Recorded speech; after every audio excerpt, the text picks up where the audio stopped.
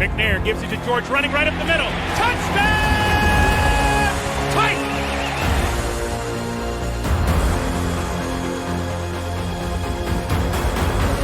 There are no flags on the field! It's a miracle! Safety, now you're one-on-one with it. Shows why he's the man! In trouble. Sack!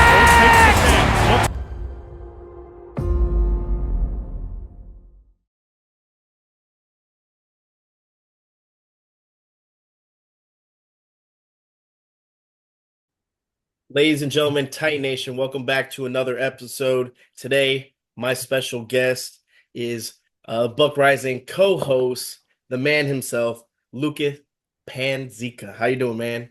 Alex, good to be on with you, man. I got to say, I mean, you've been talking to a lot of Titans legends on here. I think you just had Matt Hasselbeck on here, so I can't imagine how disappointing this is to your viewers and listeners to go from Titans legends to me, but I do appreciate it, though. No, man, you should never sell yourself short. It's always good to have conversation, not only with Titan legends, but also the fans, media. So I love getting kind of the full, man, if I could get the ball boy or the towel boy, man, I'm all in, man. They have to have a story. There's a story somewhere in there. So I appreciate it. No, I appreciate you having me. Yeah, man. So I appreciate you coming on. Let's talk a little bit about yourself and your background. Where are your parents from?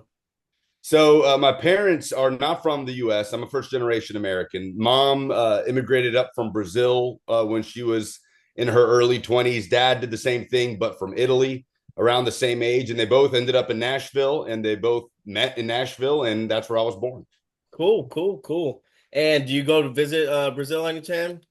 Yeah, for sure. I mean, entire family on both sides is still there. Really? My family in the U.S. consists of me, my mom, dad, and sister. So growing up, it was always like summers in Brazil, winter break in Italy, or vice versa. And it was my whole life. And, don't get to do that every year now. Things change when you graduate college and have to work full time and things like that. But yeah, I got to go to Italy last year, and I'll be back in Brazil this summer. So every chance I get, still go down there or go over to Italy to see family. Well, that's got to be cool, especially, I mean, like you said, you kind of live like someone's like summer dream. They always want to go. That's, two of the spots that people want to go visit and vacation, man. What part of Brazil, by any chance? Way down south. So it's the state of Paraná. It's almost the southernmost state in Brazil that my mom is from, and her entire family is still there. Okay, gotcha. Cool, man.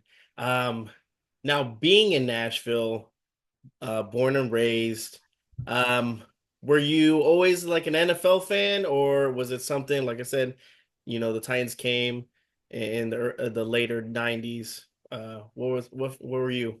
So born in 95, Titans got here when I was a toddler. And, my parents knew next to nothing about American football, right? Like soccer was my background growing up. It was my first love.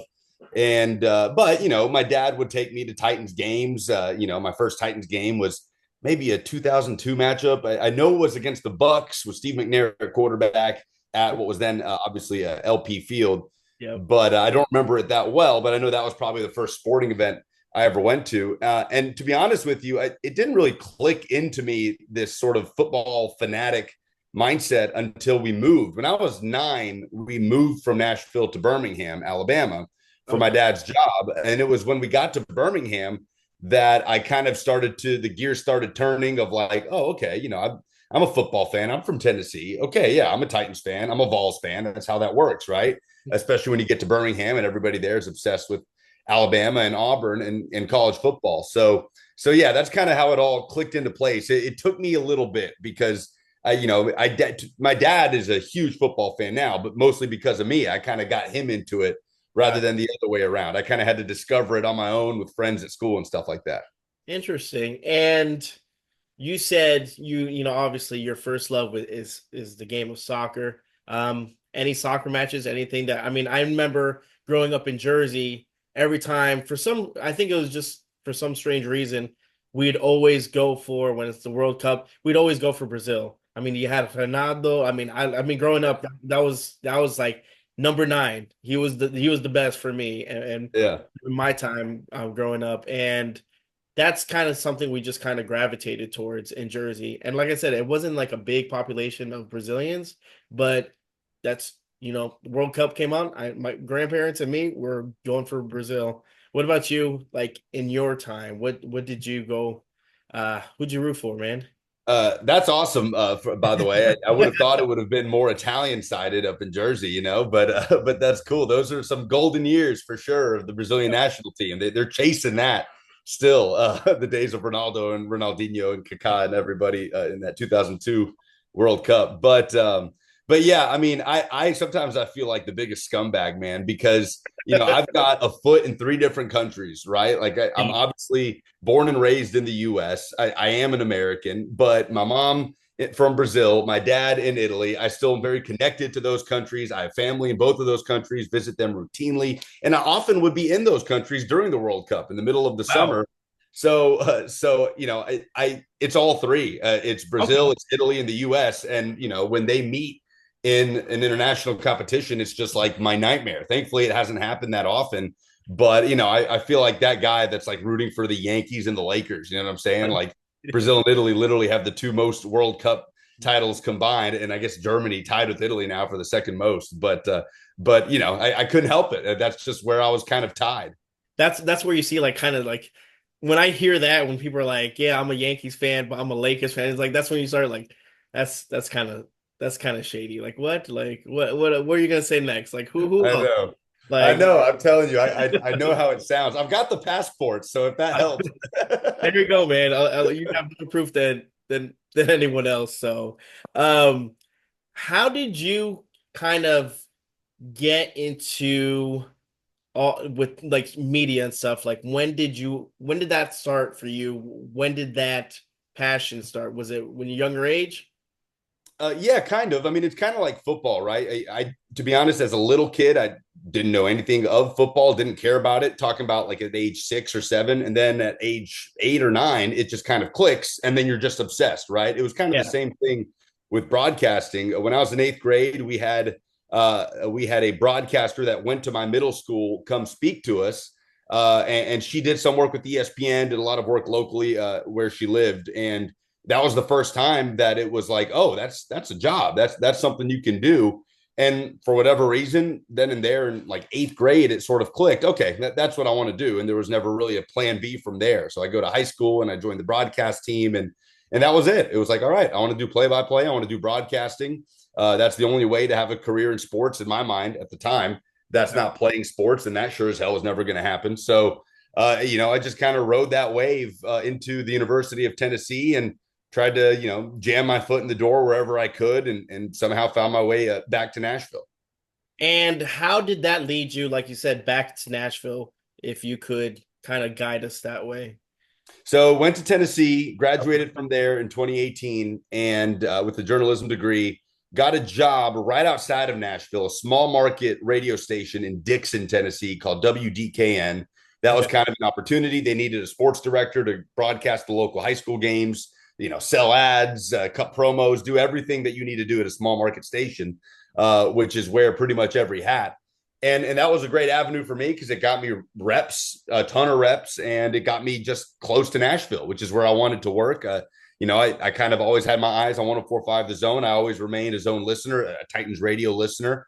Growing up in Birmingham, and being in Texas, it can be hard to get the Titans on TV, right? So as a kid growing up, I'm laying in my bed listening to Mike Keith on Titans radio on the radio in my bedroom. So I always knew and knew I would have loved to end up in Nashville somehow, some way, working for the Zone, working for the Titans. And so I got that small market gig right outside of Nashville, worked my way into the Zone with a part-time opportunity in promotions. So just a chance, something opened up. I kind of slid in there and was working on an hourly basis and still calling games in Dixon, getting paid by the game, and going to Nashville to be a promo tech and lug equipment and do social media stuff. And then that sort of parlayed into the Zone needed part-time producer help. And, I'd never wanted to be a career producer, but that was my way in. And so I did that. And the next thing you know, there's a change in the midday slot, and Buck is on, and I'm kind of there. And a full-time position opened as a producer, and they hired me,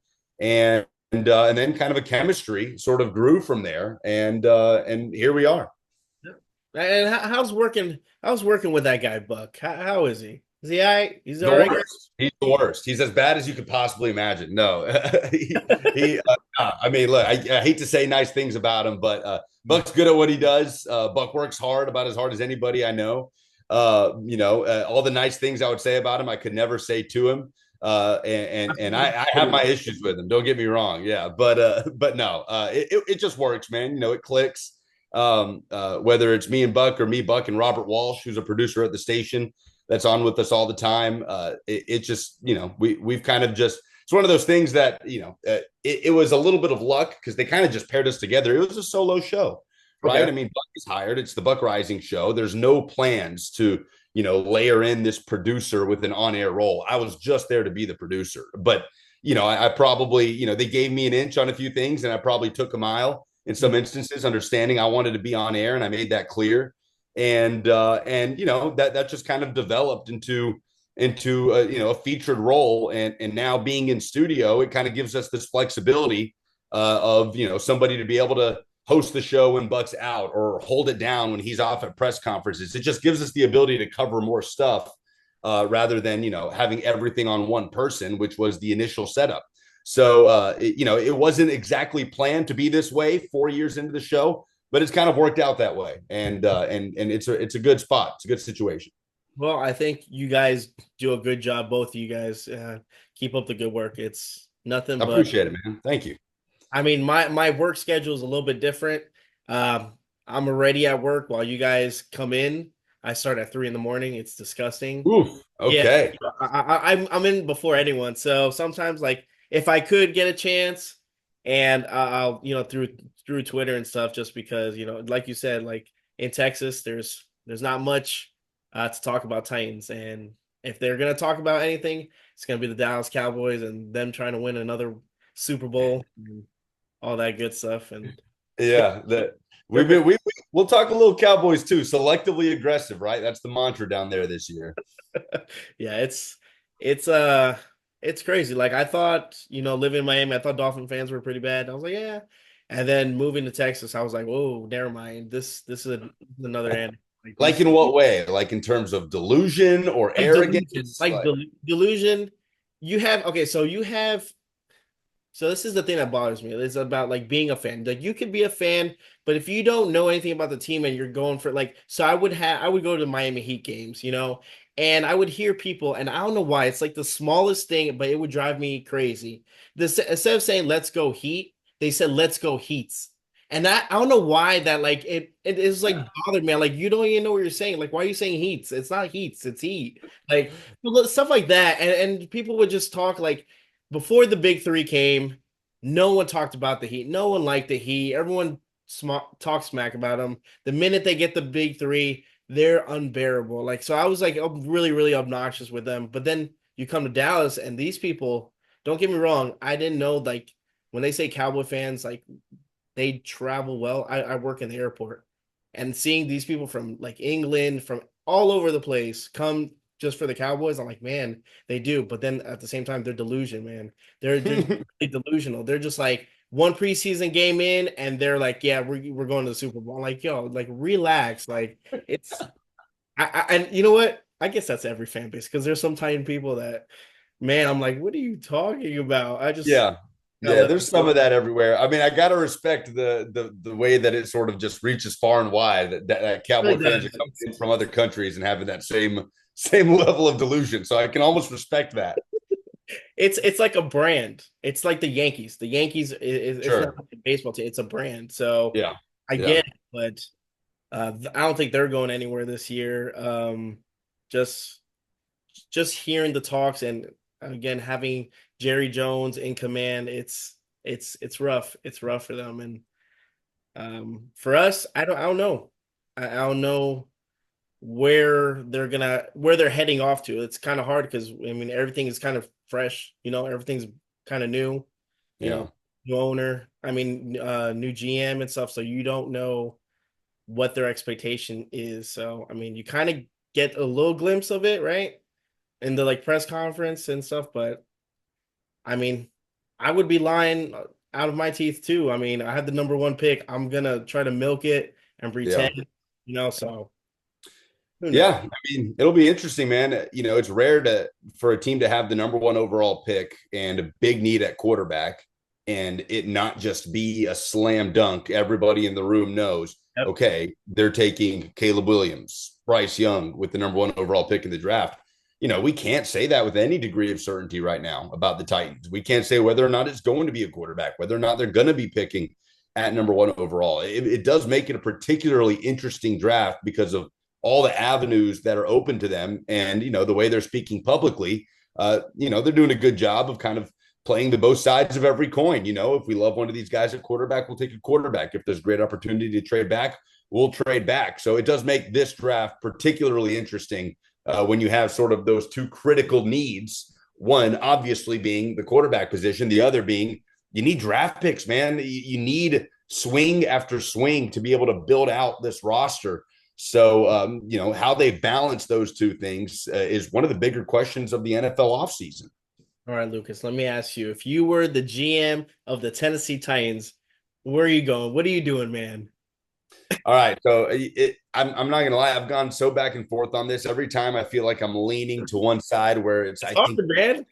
It's yeah, hard. I think whenever I think they need to trade back, I start to get back to, falling in love with Cam Ward and vice versa. But to sort of keep it down the middle, what I have kept coming back to is this enticing idea of being able to trade back and acquire draft capital and still potentially getting the best player in the draft. And that scenario to me would likely mean going back to number 3 overall in a trade with the New York Giants. And the Giants, to me, are the most QB desperate and impatient team in the NFL when their owner is on record talking about his patience running thin.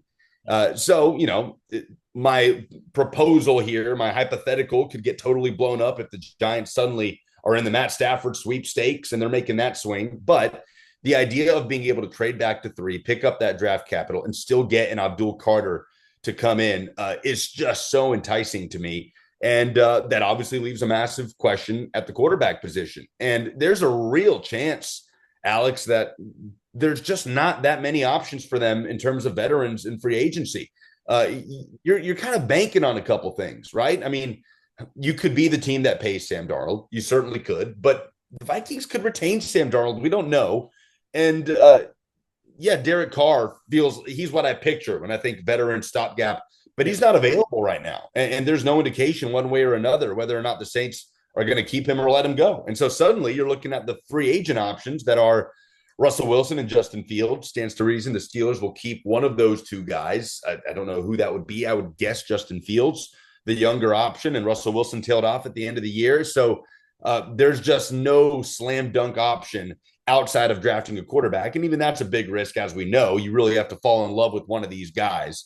And there's a lot of varying opinions on these guys. So it's a hard game to play right now. But, if in a perfect world for me, Titans are trading back, hopefully not much lower than 3, still potentially getting the best player in this draft, whether to them that's Abdul Carter or Travis Hunter, and finding themselves a stable option at quarterback with a veteran presence to come in, which obviously will be easier said than done.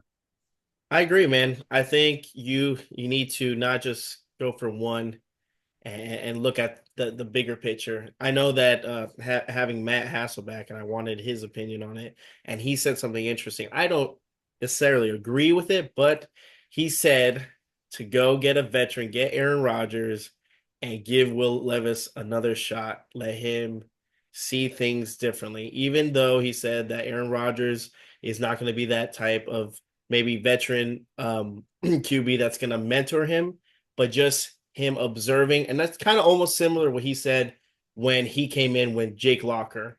We drafted Jake Locker that year, that Matt Hasselback, and they said, hey, we don't want you to mentor this kid. We just want you to play football, be a professional, and he'll hopefully absorb whatever you got. Now, don't get me wrong. It's a bad example now looking at it and seeing what happened.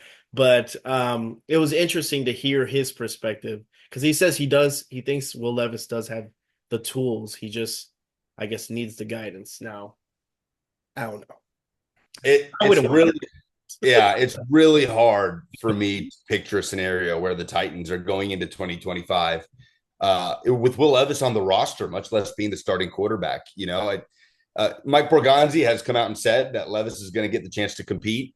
He is the only quarterback on this roster. I certainly expect him to say that, but just at every turn, Brian Callahan has had multiple sit downs, right? Whether it's one on ones or just in general media scrums. He did the sit down with Easton Freeze of A to Z Sports, where he talked about everything he looks for in a quarterback, some of the things that went wrong for Will last year. He talked just yesterday or just the other day at the combine in Indy about, being wary of thinking that you can fix a quarterback versus working with certain flaws and reeling them in. And it's just so hard for me not to picture Will Levis when Brian Callahan talks about these things and the turnovers that plagued them last year.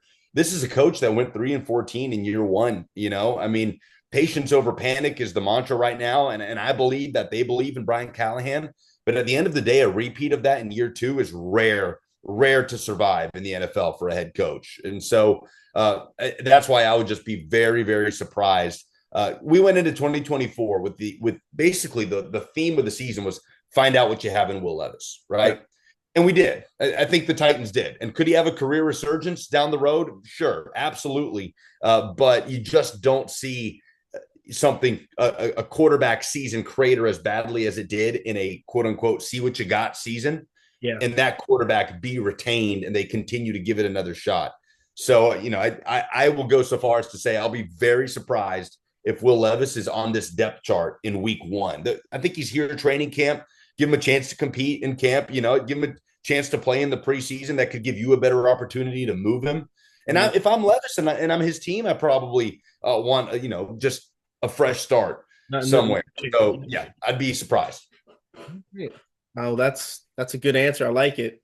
And I think I tweeted out, I said, regardless of what happens in the draft day, Titan fans are going to be angry regardless. Cause it's almost like it's so much of it's either everyone's with Cam Ward or you're with Sanders or you're going for Carter. So regardless of what happens, I think people are never satisfied, man. They're always upset. Well, that's true, but I will say, nothing will get people back on board more than hope in a new young quarterback. You know what I'm saying? So even the folks that are in the camp of a trade back or an Abdul Carter, that's the thing that'll get you bought in and get you up for a season. It doesn't alter my expectations of what the Titans can be from a win-loss perspective, but it certainly will sort of raise your eyebrows and raise that excitement level. The idea of that beacon of hope that a young quarterback drafted number one overall brings. And that's the only thing you can do, right? Like, I wasn't sold on Marcus Mariota coming in here, but I was like, hell, he's our quarterback. What am I going to do? Bash a guy? I said, I hope he does good. I hope he does well. Yeah. And wherever that may, be. Same thing with Will Levis. Wasn't really sold on Will Levis, but I'm like, hey, if he's the Titans quarterback, then I'm rooting for him, So right. It is what it is, man. We'll see what happens. It should be the Titans always keep it interesting. They always do, regardless if they're the worst team in the NFL. You got to give them that. You got to give them credit when credit's due. No doubt about that, man. It is going to be fast. To me, it's the most interesting draft in Titans history since the franchise came to Nashville, and that's probably a little bit of hyperbole and recency bias. But you just look at the last couple times this team's had a top two pick. As you mentioned, the Mariota pick at number 2 overall, everybody knew it was going to be Jameis Winston 1, Marcus Mariota 2. And the following year, when the Titans had the number 1 pick, there was no reason for them to stick and pick there. That they traded out. They had 10 picks in that draft, and that draft got them Derrick Henry. It got them Kevin Byard, right? It got them foundational Jack Conklin, foundational players for what ended up being one of the better runs in the franchise's history since it came to Tennessee. So this is different. There's no slam dunk either way on what they're going to do. So it definitely makes for a fun pre-draft process. Absolutely. Well, Lucas, I just want to say I wanted to thank you for coming on and spending some time talking about yourself and about the Tennessee Titans. And just keep up the good work, man. I appreciate everything you do for the fan base, and just keep being good, man. Alex, appreciate you, man. Appreciate you and everything you do, kind of helping represent this fan base too. So yeah, thank you for having me. Enjoyed it. All right, brother. Well, have a good one. All right. Yes, sir. You too.